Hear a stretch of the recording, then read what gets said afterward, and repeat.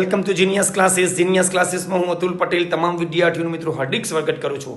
ધોરણ 9 મેથ્સ સંખ્યા પદ્ધતિમાં મિત્રો આજે આપણો બીજો લેક્ચર. બીજા લેક્ચરની અંદર હું તમને મિત્રો right and wrong, true and false સમજાવીશ. ટ્રુ એન્ડ ફોલ્સની અંદર સમજતા પહેલાં મિત્રો આપણે શું કેટલીક સંખ્યા વિશે આપણે જોઈએ. કઈ કઈ સંખ્યા છે? તો પહેલી છે પ્રાકૃતિક સંખ્યા. પહેલી કઈ છે? પ્રાકૃતિક સંખ્યા. હવે મિત્રો પ્રાકૃતિક સંખ્યા એટલે કઈ? બધી જ ધન સંખ્યા. પ્રાકૃતિક સંખ્યા કઈ? બધી ધન સંખ્યા. એને ટૂંકમાં શું કહેવાય? n. ચાલો કઈ કઈ? 1 2 3 4 5 6. આ બધી સંખ્યા કઈ? ધન સંખ્યા. બરાબર છે. એટલે ટૂંકમાં બધી ધન સંખ્યા, એનો સંકેત n, એને કહેવાય પ્રાકૃતિક સંખ્યા. બરાબર છે. ચાલો બીજી સંખ્યા છે પૂર્ણ સંખ્યા. પૂર્ણ સંખ્યા. પૂર્ણ સંખ્યાનો સંકેત કયો? ધન અને 0. એનો સંખ્યા કયો? w. અને એ કેટલી આવે? 0 માં દેવાનું. 0 1 2 3 4 5. એમાં 0 એ આ ધન સંખ્યામાં એક ઉમેરાય એટલે કઈ આવે? 0 પ્લસ પ્લસ 0 અને ધન એક સંખ્યા ઉમેરાય. આમાં 1 2 3 4 5 6 7 ને અહીંયા 0 1 2 આના કરતામાં એક સંખ્યા ઉમેરાય. એટલે કે પ્રાકૃતિક અને પૂર્ણમાં ફરક હું? પ્રાકૃતિક n, પૂર્ણ w. પ્રાકૃતિકમાં બધી ધન સંખ્યા જ આવે, ઋણ નહીં આવે, પોઈન્ટ નહીં આવે, ખાલી ધન સંખ્યા. અને પૂર્ણ સંખ્યામાં એક 0 સંખ્યા ઉમેરાય એટલે 0. એટલે એમ કે હવે ટ્રુ એન્ડ ફોલ્સ. દરેક પ્રાકૃતિક એ પૂર્ણ છે એમ પૂછે. ટ્રુ એન્ડ ફોલ્સ સો કે ભાઈ દરેક પ્રાકૃતિક એ પૂર્ણ સંખ્યા છે. True or false? તો કે દરેક પ્રાકૃતિક એટલે કે 1 2 3 4 5 6 એ પૂર્ણ સંખ્યા છે. તો કે ભાઈ છે. કેમ? કે દરેક પ્રાકૃતિકમાં પ્રાકૃતિક કઈ? ધન. અને પૂર્ણ કઈ? ધન અને 0. તો દરેક પ્રાકૃતિક એટલે આ સંખ્યામાં આવી જાય. કારણ કે ધન સંખ્યા બધી આમાં આવી જાય છે. પણ એમ કે દરેક પૂર્ણ એ પ્રાકૃતિક છે. તો પૂર્ણ કઈ? ધન અને 0. અને પ્રાકૃતિક કઈ? ફક્ત ધન. ઉલટું હોય, દરેક પૂર્ણ એ પ્રાકૃતિક છે. તો પૂર્ણમાં કોણ આવે? ધન અને 0. અને પ્રાકૃતિકમાં ધન આવે. તો દરેક પૂર્ણમાં કોઈ ધન, તો ધન આવી જાય છે. પણ 0 આમાં આવે છે એટલે શું? ફોલ્સ. એટલે દરેક પૂર્ણ એ પ્રાકૃતિક નથી. એમ કે દરેક પ્રાકૃતિક એ પૂર્ણ છે? યસ. કે દરેક પ્રાકૃતિક ધન સંખ્યામાં આવી જાય. પણ દરેક પૂર્ણ પ્રાકૃતિક છે? નો. એટલે ફોલ્સ. રેડી છે? ચાલો હવે ત્રીજી સંખ્યા જે છે તે પૂર્ણાંક સંખ્યા. ત્રીજી સંખ્યા કઈ છે? પૂર્ણાંક સંખ્યા. તો હવે પૂર્ણાંક સંખ્યા વિશે જોઈએ કે પૂર્ણાંક સંખ્યા એ કોણ છે. બરાબર છે. એટલે તમને પરફેક્ટ ખબર પડશે કઈ પૂર્ણાંક સંખ્યા. પૂર્ણાંક સંખ્યામાં શું આવે? 0 આવે, ધન આવે અને માઇનસ આવે. અને એનો સંકેત કયો? z. ચાલો એટલે કઈ કઈ? આમ -3 -2 -1 0 1 2 અને 3 ટપકા. એટલે કે બધી જ ઋણ સંખ્યા, 0 સંખ્યા અને બધી જ ધન સંખ્યા એ શામાં આવે? આ પૂર્ણ સંખ્યાની અંદર આવે. એટલે આ બધી આ કઈ? ઋણ. આ કઈ? 0 ને આ કઈ? ધન. એટલે બધી જ ઋણ 0 ને ધન સંખ્યા શામાં આવે?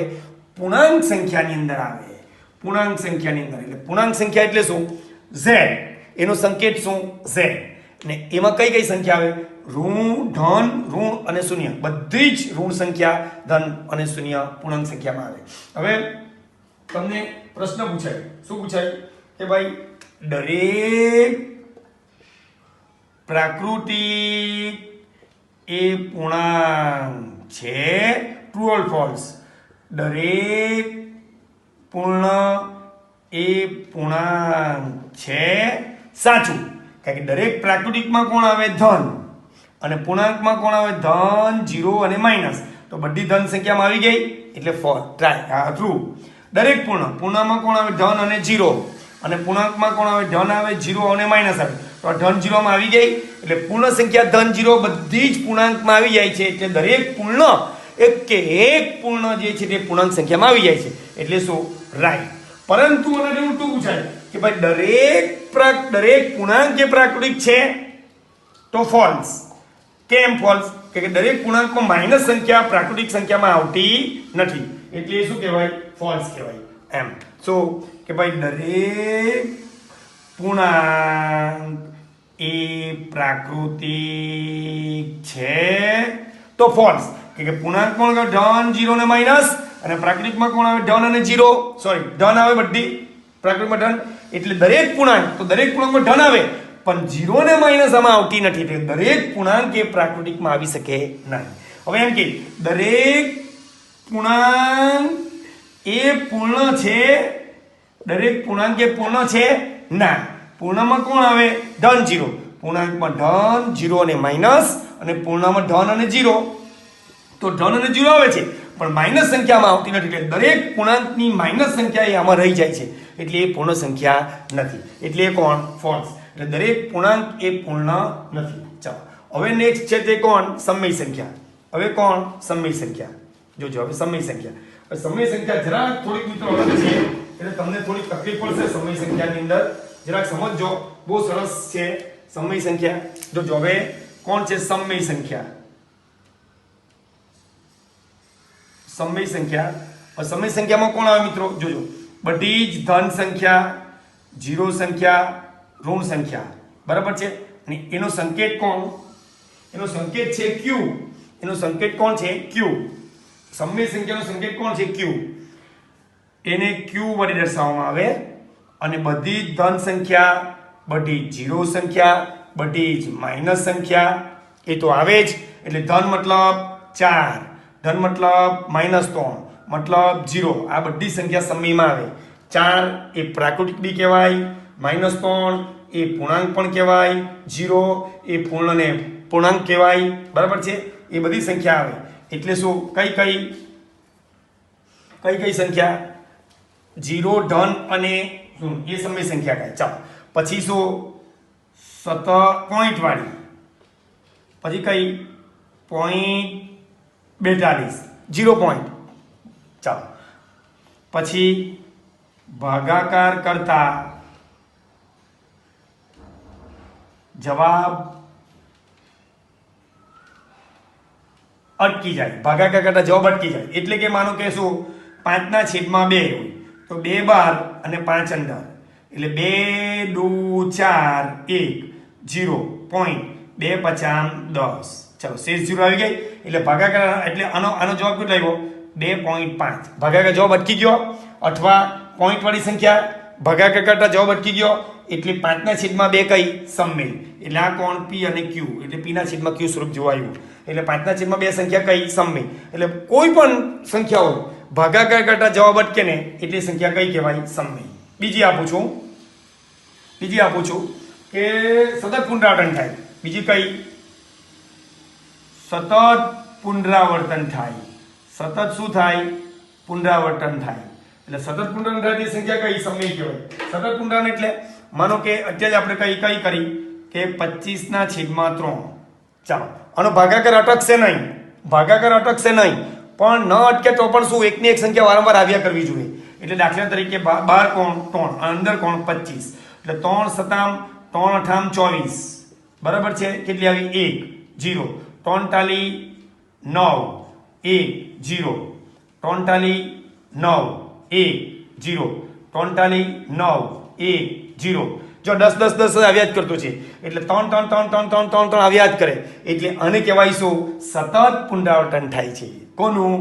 એટલે એને ટૂંકમાં કહેવાય 8.312. 3 એટલે 3 3 3 3 આવ્યા જ કરે. એટલે એવી કોઈ પણ સંખ્યા હોય કે જેમાં અમુક સંખ્યા પછી ભાગાકાર કરતા પુનરાવર્તન થાય તો એ બધી સંખ્યા કઈ કહેવાય? સમય સંખ્યા કહેવાય. કઈ કહેવાય? સમય. એટલે અહીંયા મિત્રો સમય સંખ્યા વિશે પરફેક્ટ તમને હું સમજાવું છું. તમને કોઈ સમય સંખ્યા વિશે આવું બતાવશે નહીં. દાખલા 0.24 24 24 આ રીતે પુનરાવર્તન થાય તો પણ સમય સંખ્યા કહેવાય. 24 બરાબર છે. પછી દાખલા તરીકે 3 સંખ્યા પછી પુનરાવર્તન થાય 0.21 210 210 210, આ પણ સમય સંખ્યા કહેવાય કે 210 નું પુનરાવર્તન થાય છે. ભલે ભાગાકાર કરતા જવાબ ન અટકે, પણ ભાગાકાર આવતા એક સરખી સંખ્યા આવ્યા કરે તો પણ સમય સંખ્યા કહેવાય. ને એક સરખી ન આવે તો એ અસમય કહેવાય. એક સરખી ન આવે તો એ કઈ કહેવાય? અસમય. હવે કેટલીક સંખ્યા એવી હોય કે લાંબા સમય સુધી પુનરાવર્તન થાય. ચાલો કેટલી 4 3 5 24 35 24 35 તો એ પણ એને ટૂંકમાં આમ લખાય 24 35 પર લીટી. આ સંખ્યા બી કઈ કહેવાય? સમય સંખ્યા. આ સંખ્યા બી કઈ કહેવાય? સમય સંખ્યા. કેમ કે 24 35 સતત પુનરાવર્તન થાય છે એટલે હા ભાગાકાર અટકી જાય તો કોઈ પ્રશ્ન નથી. આ રીતે માનો કે હું 13 માનો કે કેટલી 25 ભાગ્યા કેટલા 2 ભાગાકાર અટકી જશે. જો 25 2 2 એકા 2 0 7 42 6 1 0 પોઈન્ટ 2 50 10 આવી ગયો 13.5 તો 13 ભાગાકાર અટકી ગયો શેષ 0 આવી. તો આ રીતે ભાગાકાર અટકી જાય તો સમય કહેવાય જ.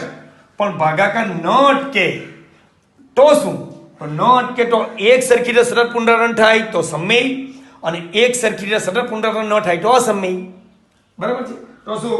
અસમય. તો હવે હું અસમયનું ઉદાહરણ આપું છું મિત્રો. અસમયનું કેટલું ઉદાહરણ આપું છું? માનો કે 22/7 એ સંખ્યા આમ જોવા જાય તો બહુ લાંબા સમય સુધી પછી પુનરાવર્તન થાય છે એટલે એ સંખ્યા કઈ કહેવાય? અસમય. જો હવે આ 7 12 અને 22 અંદર 7 12 ને 22 અંદર તો કેટલા થાય? 7 તારી 21 એક જ મિનિટમાં આવ્યો.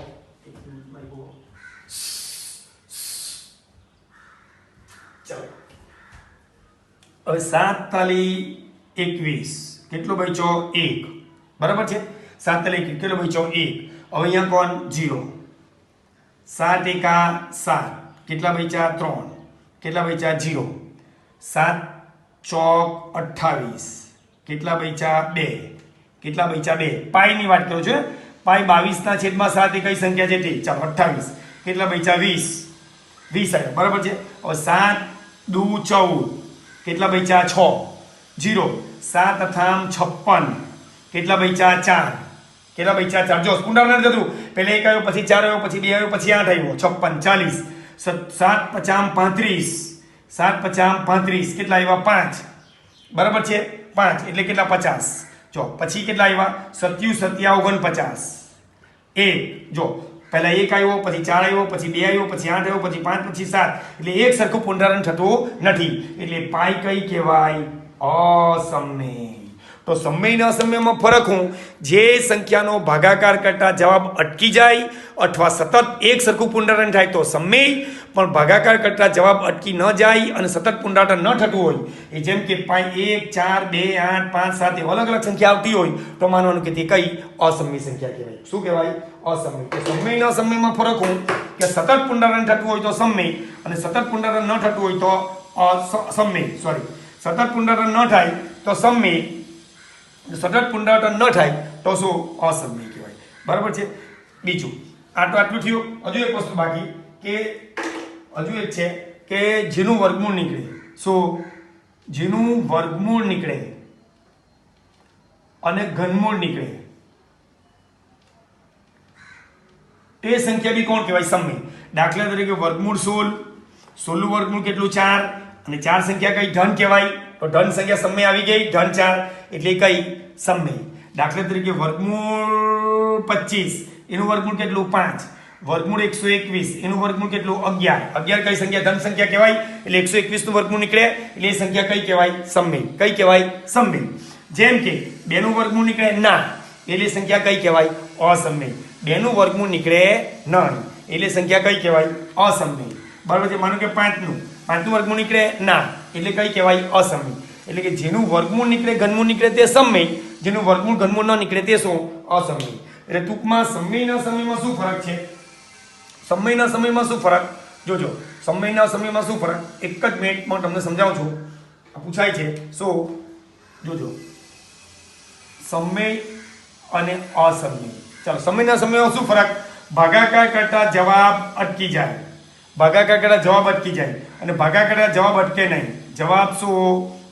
અટકે નહીં. બરાબર છે? આનું સતત પુનરાવર્તન થાય. સતત પુનરાવર્તન થાય ને આનું શું? સતત પુનરાવર્તન ન થાય. જેનું પુનરાવર્તન થાય તે સમય ને જેનું પુનરાવર્તન ન થાય અલગ અલગ પોઈન્ટ પછી અલગ અલગ સંખ્યા આવે તે અસમય. બરાબર છે? આનું વર્ગમૂળ નીકળે, વર્ગમૂળ કે ઘનમૂળ નીકળે ને અહીંયા વર્ગમૂળ કે ઘનમૂળ ન નીકળે. જેમ કે આ કોણ વર્ગમૂળ 16 હોય એનું વર્ગમૂળ 4 તો સમમેય, વર્ગમૂળ 10 નું વર્ગમૂળ નીકળે તો અસમમેય, બરાબર. ઘનમૂળ 27 નું ઘનમૂળ કેટલું 3 તો સમમેય, 3 × 9 = 27 સમમેય, અને 50 નું ઘનમૂળ ન નીકળે તો શું અસમમેય. એટલે આને કહેવાય શું સમમેય ને અસમમેયનો શું ફરક, બરાબર છે. સમજ પડી? સમમેય ને અસમમેયનો ફરક સમજ પડી ગઈ ને? યસ. ક્લિયર? ડાઉટ કઈ બી હોય તો મને WhatsApp પર કરજો એટલે હું તમને બધું સમજાવી દઈશ. ચાલો હવે છે મિત્રો લાસ્ટ સંખ્યા. હવે એમ કે દરેક પ્રાકૃતિક પૂર્ણ છે ધન આવી જાય, દરેક પ્રાકૃતિક પૂર્ણાંક છે ધન આવી જાય, દરેક પ્રાકૃતિક સમય છે કારણ કે દરેક ધન સંખ્યામાં આવી જાય છે. ઉલટું દરેક સમય પૂર્ણાંક છે ફોલ્સ, દરેક સમયમાં 0 ધન 0 માઇનસ આવી ગઈ પણ પોઈન્ટ વાળી સંખ્યા સમયમાં આવે પણ પોઈન્ટ વાળી સંખ્યા પૂર્ણાંકમાં નહીં આવે. એટલે દરેક સમય પૂર્ણાંક ન કહેવાય, દરેક સમય પૂર્ણ પણ ન કહેવાય અને દરેક સમય પૂર્ણ પ્રાકૃતિક પણ ન કહેવાય. કેમ કે સમય સંખ્યાની પોઈન્ટ વાળી સંખ્યા એ આમાં કે આમાં આવતી નથી. એટલે દરેક સમય સંખ્યા એ પૂર્ણાંક પૂર્ણ કે પ્રાકૃતિક કહેવાય નહીં. ઉપરથી નીચે આડો કહેવાય. દરેક પ્રાકૃતિક સમય કહેવાય, દરેક પૂર્ણ સમય કહેવાય, દરેક પૂર્ણાંક સમય કહેવાય. હા કે ધન 0 ને માઇનસ, એ ધન 0 માઇનસ આવી ગઈ એટલે દરેક પૂર્ણાંક સમય કહેવાય, પરંતુ નીચેથી ઉપર જઈએ તો નહીં કહેવાય. દરેક સમય પૂર્ણાંક કહેવાય ના, કે સમયની પોઈન્ટ વાળામાં નહીં આવે. દરેક સમય પૂર્ણ કહેવાય ના, દરેક સમય પ્રાકૃતિક કહેવાય ના, કે દરેક સમય પોઈન્ટ વાળી આમાં આવતી નથી. એટલે આ ટ્રુ અને ફોલ્સ. અને છેલ્લી કઈ વાસ્તવિક સંખ્યા. અને વાસ્તવિક સંખ્યા જે છે ને મિત્રો એ તમને કોઈ સમજાવશે નહીં. વાસ્તવિક સંખ્યા એટલે કોણ? r. સૌથી મોટો ગણ r.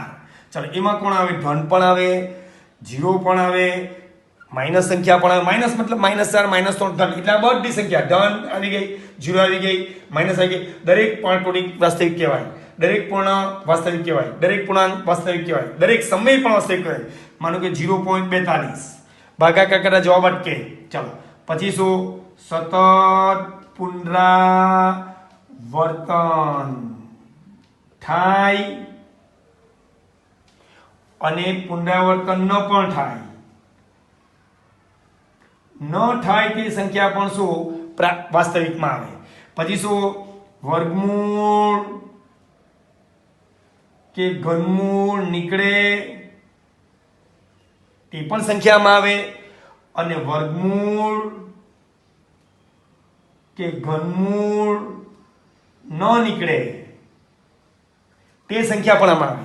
એટલે માનો કે વર્ગમૂળ 16 સંખ્યા પણ આવે અને વર્ગમૂળ 2 સંખ્યા પણ આવે. આ સંખ્યા કઈ કહેવાય? સમય. ને આ સંખ્યા કઈ કહેવાય? અસમય. તો સમય ન સમય બંને સંખ્યા વાસ્તવિકમાં આવે. સમય એટલે શું? સમયના સમયમાં શું ફરક? સમય એટલે જેનું સતત પુનરાવર્તન થાય, ભાગાકાર જવાબ અટકી જાય અને શું જેનું વર્ગમૂળ નીકળે ઘનમૂળ નીકળે સમય. પણ અસમય વર્ગમૂળ ઘનમૂળ ન નીકળે, વર્ગમૂળ ઘનમૂળ ન નીકળે ને સતત પુનરાવર્તન ન થાય તે સંખ્યા કઈ? અસમય. તો અહીંયા કોણ? સતત પુનરાવર્તન થાય, સતત પુનરાવર્તન થાય, સતત પુનરાવર્તન થાય તે કોણ? સમય. સતત પુનરાવર્તન ન થાય કોણ? અસમય. વર્ગમૂળ ઘનમૂળ નીકળે કોણ? સમય. ઘનમૂળ કોણ ન નીકળે કોણ? અસમય. એટલે સમય ને અસમય બંને સંખ્યા વાસ્તવિકમાં આવે. એટલે ટૂંકમાં વાસ્તવિકમાં નવી સંખ્યા કઈ ઉમેરાય?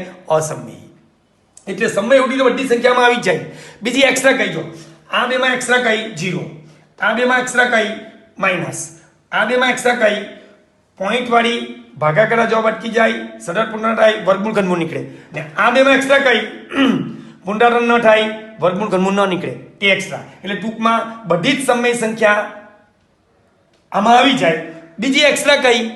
અસમય આમાં ઉમેરાય. અસમય એટલે સતત પુનરાવર્તન ન થાય, ભાગાકાર જવાબ ન અટકે અને વર્ગમૂળ ઘનમૂળ ન નીકળે એ સંખ્યા કઈ? અસમય. તે આમાં આવી જાય. હવે ચેક કરો. ચાલો ટ્રુ ફોલ્સ પૂછે. આમ ઉપરથી બધી સાચું. દરેક પ્રાકૃતિક પૂર્ણ છે, ધન આવી ગયું. દરેક પ્રાકૃતિક છે, દરેક પ્રાકૃતિક સમય છે, દરેક પ્રાકૃતિક વાસ્તવિક છે, ધન આવી ગઈ. બરાબર. નીચેની ઉપર જઈએ. દરેક વાસ્તવિક સમય છે ના. વાસ્તવિક સંખ્યામાં વર્ગમૂળ ઘનમૂળ ન નીકળે તે સમયમાં ન આવે એટલે ફોલ્સ. દરેક વાસ્તવિક એ સમય કહેવાય? ફોલ્સ. દરેક વાસ્તવિક એ પૂર્ણાંક કહેવાય? ના. પૂર્ણાંકમાં ધન 0 ને માઇનસ જ આવે પણ વાસ્તવિકમાં તો શું સતત પુનરાવર્તન ન થાય, ઘનમૂળ ન નીકળે એ બધી સંખ્યામાં નહીં આવે. એટલે દરેક વાસ્તવિક એ પૂર્ણાંક ન કહેવાય, દરેક વાસ્તવિક એ પૂર્ણ પણ નહીં કહેવાય, અને દરેક વાસ્તવિક એ પ્રાકૃતિક પણ નહીં કહેવાય. ઉપરથી આડું બધું સાચું. દરેક પ્રાકૃતિક પૂર્ણ કહેવાય, દરેક પ્રાકૃતિક પૂર્ણાંક કહેવાય, દરેક પ્રાકૃતિક સમય કહેવાય, દરેક પ્રાકૃતિક વાસ્તવિક કહેવાય દરેક પૂર્ણ પૂર્ણાંક કહેવાય દરેક પૂર્ણ સમય કહેવાય દરેક પૂર્ણ વાસ્તવિક કહેવાય દરેક પૂર્ણાંક સમય કહેવાય દરેક પૂર્ણાંક વાસ્તવિક કહેવાય દરેક સમય વાસ્તવિક કહેવાય નીચેની જઈએ દરેક વાસ્તવિક સમય કહેવાય ના દરેક વાસ્તવિક પૂર્ણાંક કહેવાય ના દરેક પૂર્ણાંક કહેવાય ના દરેક વાસ્તવિક પ્રાકૃતિક કહેવાય ના દરેક સમય પૂર્ણાંક કહેવાય ના દરેક સમય પૂર્ણ કહેવાય ના દરેક સમય પ્રાકૃતિક કહેવાય ના દરેક પૂર્ણાંક પૂર્ણ કહેવાય ના દરેક પૂર્ણ પ્રાકૃતિક કહેવાય ના દરેક પૂર્ણ પ્રાકૃતિક કહેવાય ના એટલે ઉપરથી નીચે આવે તો હા નીચેથી ઉપર જાય તો ના આને કહેવાય ટ્રુ ફોલ્સ તો મિત્રો આ રીતે મેં તમને એકદમ પરફેક્ટ કોઈ તમને આ બે વિશે ચર્ચા સમજાવશે નહીં તો આના વિશે જે સમજાયું છે તો તમે શાંતિથી સમજજો અને ટ્રુ ફોલ્સ કરજો તો તમને ગેરંટી મારું કે તમને આ કોઈ મુશ્કેલી પડશે નહીં થેન્ક યુ વેરી મચ